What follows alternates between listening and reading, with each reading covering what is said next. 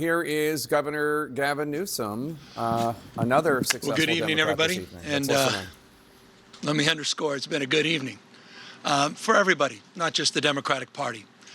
But what a night for the Democratic Party. A party that is in its ascendancy. A party that's on its toes, no longer on its heels. From coast to coast, sea to shining sea. But it was not just a victory tonight for the Democratic Party. It was a victory for the United States of America, for the people of this country and the principles that our founding fathers lived and died for. And so we're proud. We're proud here in California to be part of this narrative this evening. We're proud of the work that the people of the state of California did tonight to send a powerful message to an historic president. Donald Trump is an historic president. He is the most historically unpopular president in modern history. In every critical category, Donald Trump is underwater. He promised to make us healthier. He promised to make us wealthier. We're sicker and poorer. And he fundamentally understands that. Why else? Why else would he call Greg Abbott saying he's entitled to 5 seats? Why else is he trying to rig the midterm elections before one single vote is even cast? He understands his position at this moment in the United States of America.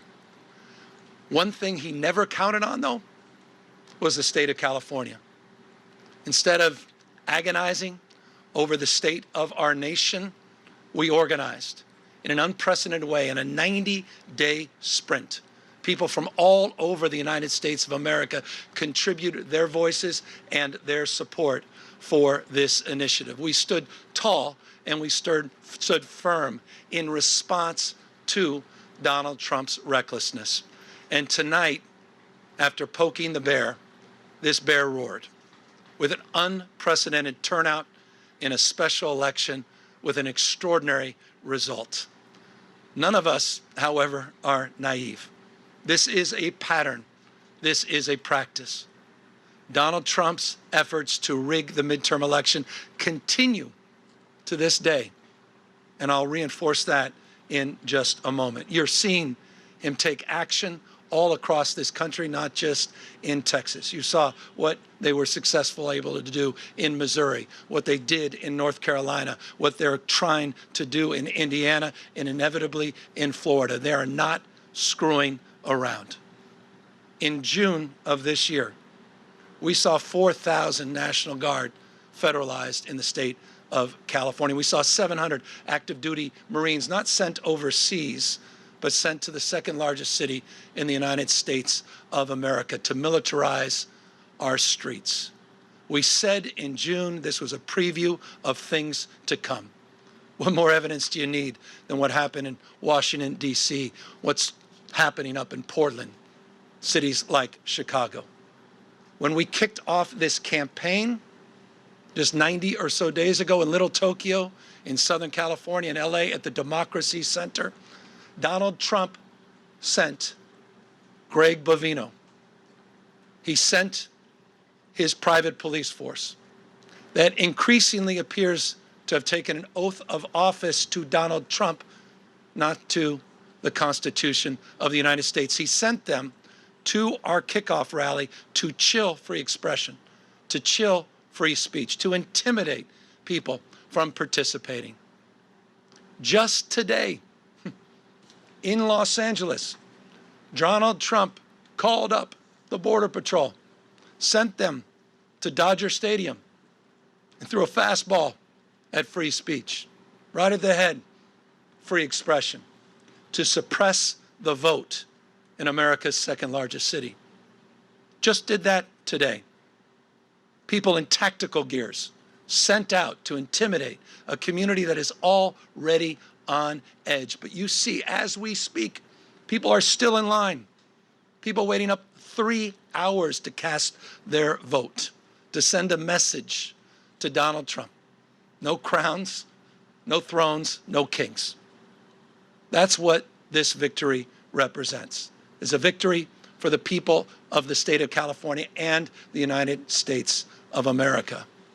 And this is a victory that's punctuated with a sober reminder that it's not just the actions that Donald Trump has taken to federalize our guard, to begin the process of militarizing American cities, to intimidate free expression and speech by utilizing ICE and Border Patrol in American cities.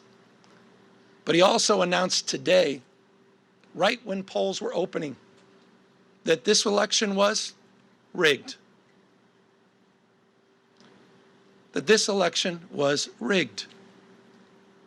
Of course, those are familiar words.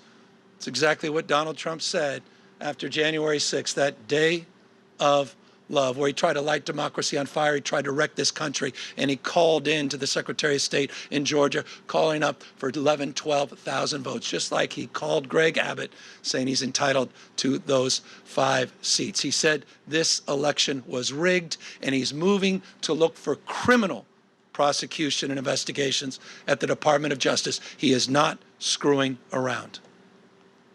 So tonight, I'm proud, but I'm very mindful and sober of the moment we are living in. Donald Trump does not believe in fair and free elections, period and full stop. This is not complicated, and it's self-evident to anyone paying attention.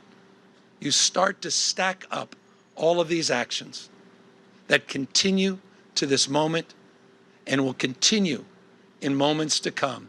If you think I'm exaggerating, consider his announcement just a few weeks ago to send rapid response teams all across the United States, in all 50 states, tens of thousands of members of the military prepared for urban deployment. A preview of things to come. But back to this state. Our state of mind was resolute.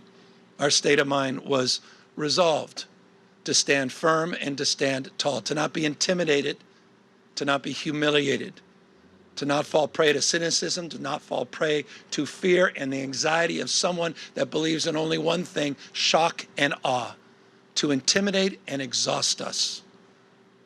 But we're seeing all across this country, 7 million people strong, standing up, not just for themselves, but for each other and for these enduring and historic principles of our founding fathers. And I'll end on that.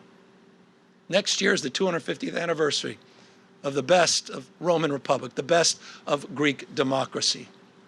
This fundamental notion of a system of checks and balances, of popular sovereignty, the rule of law. Mr. President, the rule of law, not the rule of dawn. And I hope it's dawning on people. The sobriety of this moment, what's at stake. Tonight, as I said, is an extraordinary moment for our party, but again, it's an extraordinary moment affirming those principles. Our founding fathers did not live and die to see the kind of vandalism to this republic and our democracy that Donald Trump is trying to perpetuate. And so my call tonight, in the spirit of Whitman, we talked about the powerful play goes on. We all must contribute a verse. And so we need the state of Virginia. We need the state of Maryland. We need our friends in New York, in Illinois, in Colorado. We need to see other states with their remarkable leaders that have been doing remarkable things meet this moment head on as well, to recognize what we're up against in 2026. And let me make this crystal clear. We can de facto end Donald Trump's presidency as we know it the minute Speaker Jeffries gets sworn in as Speaker of the House of Representatives. It is all on the line, a bright line in 2026. And so I want to thank everybody that stood up, not just for our democracy, but stood up for those that have feel bullied and intimidated, stood up for this notion of co-equal branches of government, and a system of checks and balances.